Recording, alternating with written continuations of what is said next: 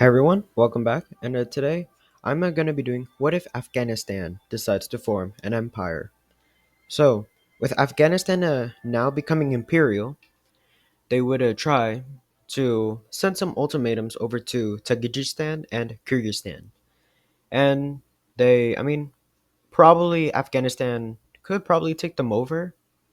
So, with that, let's just say Tajikistan decides to comply and Kyrgyzstan decides to reject. So, with this already angering the Afghanistanis, they would automatically declare war on Kyrgyzstan, and then, right then, as they declare the war, they already start entering their territory, and then eventually, yeah, the country already collapses. So, let's look at the peace treaty. So, here's the peace treaty. We see that both countries of Tajikistan and Kyrgyzstan has been fully annexed, and then eventually they decide to just remain on the down low for a little bit of some time before they can recover and for their other neighboring countries won't get suspicious. So, a few years later go by, and then they start an invasion into Uzbekistan.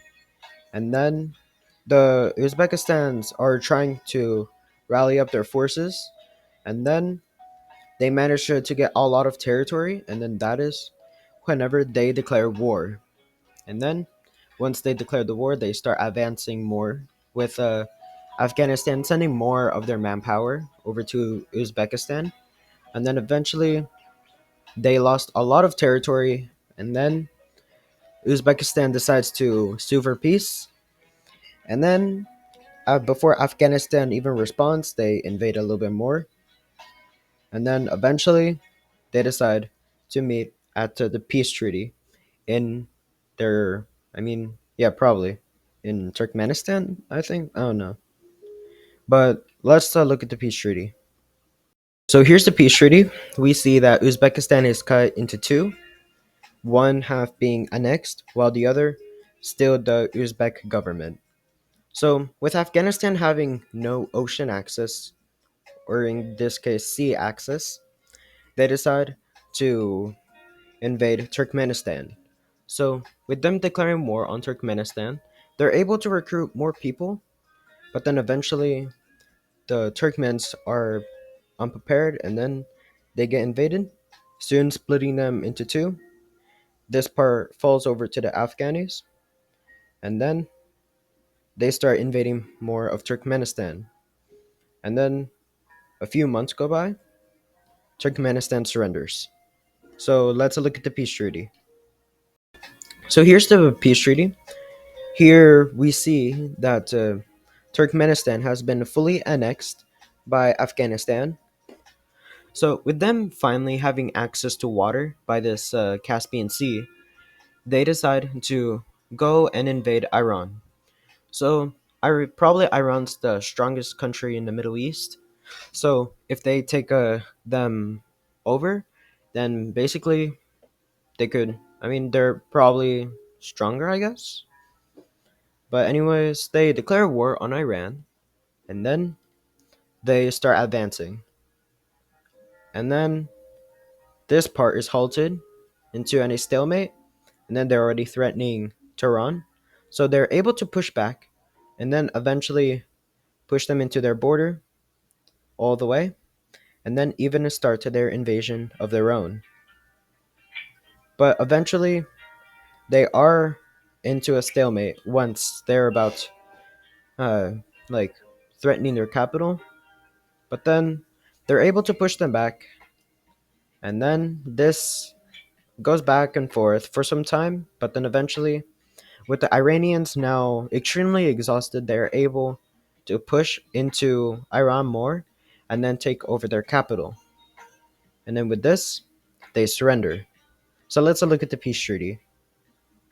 So here's the peace treaty. We see that Iran is fully annexed, and then the neighboring countries are now fearing for their lives, except for China and maybe Turkey. So they decide to just get the weak ones out. So they go over to Georgia and Azerbaijan, requesting some of their northern territory being turned into puppet states. For, I mean, Afghanistan claims for their own protection. So they manage to, Georgia manages to cut their territory in half, and so does Azerbaijan. So with them now having these two as puppet states, and this being combined into one straight line, they managed to declare war on Azerbaijan, Georgia, and Armenia. And then they were betrayed.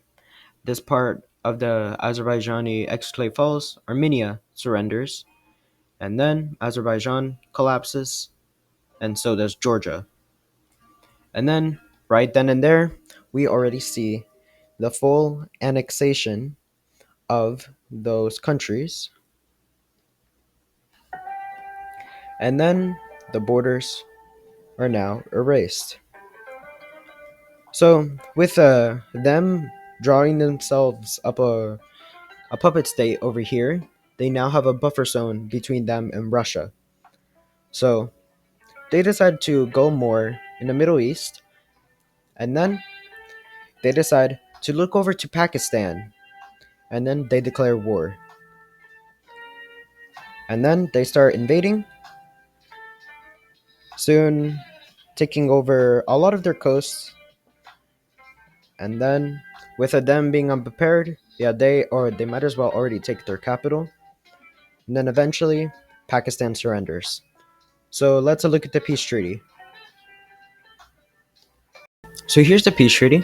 We see that Pakistan is fully annexed by the Afghanistans, and then they go over to Iraq, and then they declare war. Might as well throw in Kuwait and Syria. So with Syria now not much help after their civil war, Iraq is being invaded and then captured, and same fate as Kuwait. Eventually, Iraq fully surrenders, and then Syria surrenders. So let's look at the peace treaty. So here's the peace treaty. We see that once again they're fully annexed, and then they now have access to the Mediterranean Sea. But I don't think that's enough coast. Turkey, they declare war, and then with the Turkish being unprepared, they already split them in half, capturing this part, and then eventually Ankara is being threatened and then captured, and now Istanbul falls. So with that, let's look at the peace treaty. So here's the peace treaty. We see that the Asian Turkey has been fully annexed, while this European Turkey is still the Turkish government, and they're incredibly weak. So Greece sees this, and they already start sending troops, and then eventually, yeah, Turkey is now Greek. So they decided to go over more to the Middle East, and then they declare war on Israel, Lebanon, Jordan, Saudi Arabia, and let's just throw in the whole entire Middle East. So, with Saudi Arabia being the strongest one in the Middle East here, or at least in this peninsula, they're able to already knock out Lebanon, Israel, and Jordan, but they're already facing a lot of struggle with the Saudis. But then eventually they're able to slowly progress into their territory.